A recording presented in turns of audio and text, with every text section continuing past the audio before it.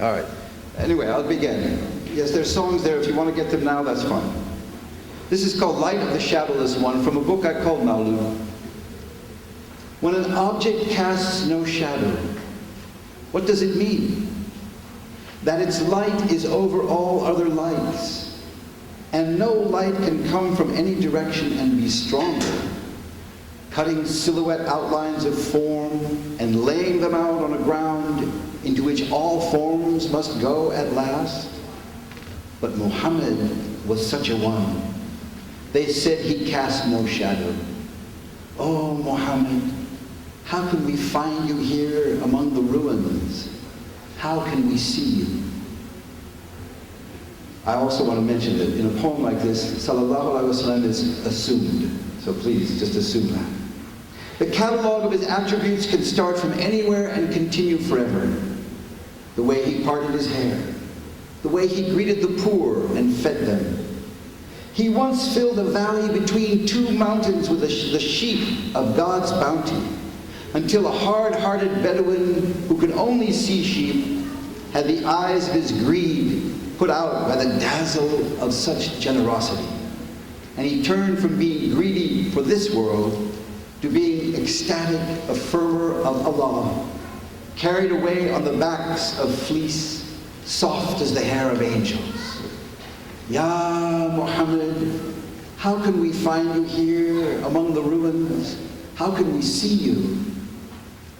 One man longing to see you nearly fell out of a date palm when he heard you had come. He had gone from teacher to teacher, each one telling of your impending arrival. Sweet date meat of a man, the lightning bolt of your presence struck and threw him down while collecting dates, for his longing by then had matured the meat of his innermost sweetness, and his pure heart saw you at once. Ya Muhammad, how can we find you here among the ruins? How can we see you? Or is it that we're not in ruins enough? Is it that our fortified walls have not yet toppled down? That the glass we erect to see through and think is so limpidly clear is in fact the opaque screen of ourselves set up for the magic lantern to throw its image on with an illusion of movement and the assumption of purest transparency. But we are still too coarse, too thick, not subtle enough in this haggard age with its tape-looped rumors of war. The absolute nuclear outbreath that deflates the entire material system down to the last particle, even this still too dense, too cartoon, to contain the spiritual emptiness needed in us to let your pure Muhammadan nature show clear. Oh, Muhammad, how can we find you here among the ruins? How can we see you? The maddest love for the biggest diamond is nothing compared to the love your companions had for you. They saw your truth was true, your step sure, your word an opening into God's domain. One man spat out the grapes he was eating and took the sword you offered when he heard you say that whoever took it and plied it until he was killed in the way of Allah would gain the garden and enter it.